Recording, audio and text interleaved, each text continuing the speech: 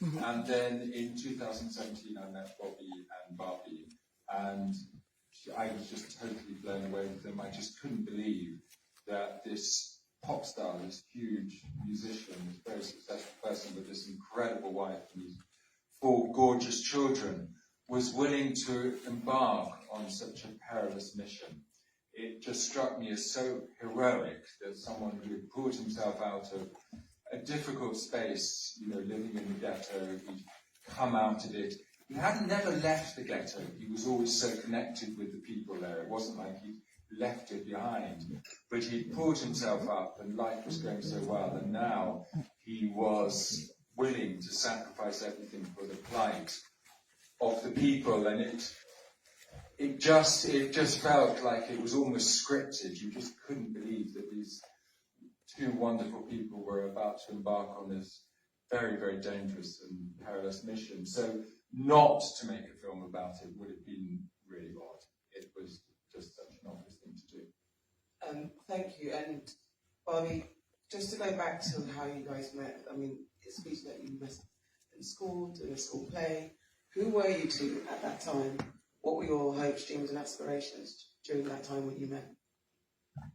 I was young and I was still enjoying life and beginning to script what I wanted out of life.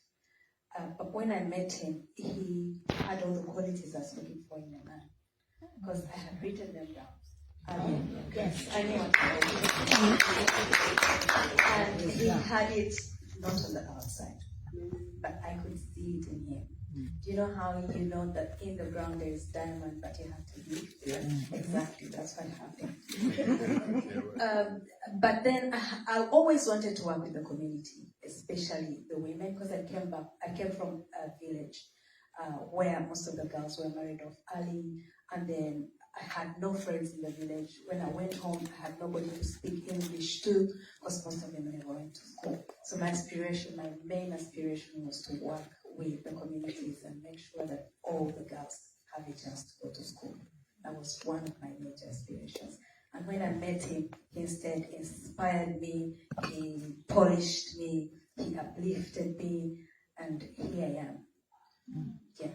And it's a complementary relationship because he also says that you also inspired him to, maybe he was, I don't know if his music was maybe more lighthearted before he met you, and then your community spirit and your focus on empowering people influenced him, and so you're saying that you both influenced each other, but there's some credit to you too. Iron sharpens iron. Thank you for that. So then when you met Christopher, how and why did you trust him to tell this story? So Christopher invited us to his daughter's wedding, specifically to perform. So it was my first time in Europe, and I just escorted my husband to go for this show. But when we reached there, he talked to us and told us, I've been following for so long, I can do something small, maybe a small documentary and follow you around, maybe put down what you do every day. He minimized everything. He made it look very small. So because we had been around cameras, we thought, why not? Why not document it? We will keep it in our suitcases for our children to see. Look what it is. Why did you minimize it, Christopher? I didn't want to raise expectations. I mean, the fear, one of my sort of big fears with making the film was these people were so heroic. I was always worried that we wouldn't do them justice, and not to make a film that had resonance and connected with people was always a worry. We really wanted to make sure that it did them justice. So you had an idea of how to structure and present this film. But how did you plot it out in the beginning stages? Yeah, so we had various wonderful cameramen. We had lots of people who contributed, including my co-director, Moses Boe, who actually is in America at the moment. He is seeking asylum. He can't go back to Uganda for obvious reasons.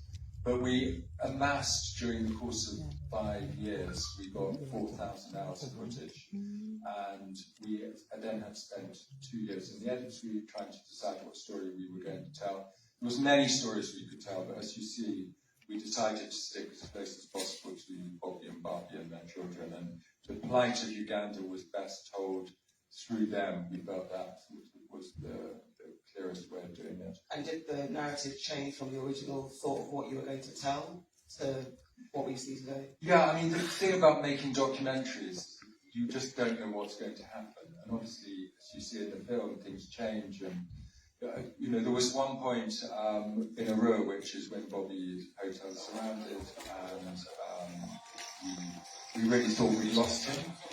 And there was many times during the process where we just thought this is going to end really, really badly. But that is the process. That's what you embark on, and you just pray that everything works out well. And Bobby, this was very in your face, in your moment, in your space, your personal space. Your children were on camera. How did you navigate having so much exposed and maintaining some sense of personal boundaries with the camera crew? Being the kinds of people that we are, there are no boundaries. The world is in our business. We have tabloids, so it was not new. But the difference is you choose what to show the world. That's the difference between you having a tabloid in your life. You choose what to show the tabloid, but this was different. The camera is recording everything, and edited and filtered. So we, in the beginning, like I said, we thought it wasn't a big deal. And in the long run, we just gelled with the cameraman. Moses Boyo came to our house, lived with us, became one of us, that we forgot that Moses was never a part of our family. We prayed with Moses, cried with Moses, fasted with Moses. They tear-gassed him, they shot at him, he was imprisoned, and we forgot that he was actually taking note of everything. So most of the things you see, we had forgotten that there was a camera around us. Somehow, it's because of the kinds of the people that Chris chose to send to do the filming. So it was easy to record everything because we had them around us and they were one of us. Yeah. And was it, did you want to ask something? No, I was just going to say, I mean, it's a massive leap of faith for Bobby and Barbie to trust me, I suppose. And I mean, all I could say to them really was, I'm not going to let you down. And I would never have, you know, I was obviously never going to let them down. I was never going to do anything. But at the same time, as a documentary filmmaker, you feel you need to be truthful. It's not a political broadcast. It's meant to be a true slice of their lives. But fortunately, you know, when we ended up with these 4,000 hours of footage, there was nothing in there which was in any way derogatory to Bobby and Barbie. So it sort of made it very, very easy to tell the story you've seen on the screen. Was there anything that you were actually adamant that shouldn't be in? Did you have any resistance? What were those conversations you had? Actually, we don't want this to be shown or anything like that. No, there were no boundaries. No. I mean, obviously, we sort of often film stuff which was very political, but it's common sense, you know, it's something which is going to put people in danger. And then at the end, I read somewhere that someone said Bobby's hand must have been in this film. It was not in this film. You know, we had nothing to do with the editorial. But obviously, we showed it to Bobby and Barbie at the end, and we said, is there anything in there which puts people's lives in danger? And I think it was. I think we sort of worked out. They just complained that you were not showing too much. Some things were missing. Yeah. He said, Bobby said, why did you make the 70 look so good? And we were like, what? He did, but the reason he said that, the level of violence in the film and the level of violence these guys went through is extraordinary. I mean, it was horrific, and we had various edits where there was a lot more violence in the film. And you just felt it was too much. You know, it took away from the story because you're watching these horrific scenes, and it's hard to concentrate on what's actually going on. So we scaled the violence right back. How does one, as a filmmaker, and you're observing this, obviously you have to stay neutral, but human reaction, human emotion, that need or want to step in, get involved, or how did you resist? We were terribly professional. No, it's very, very difficult. It's very, very difficult because obviously Bobby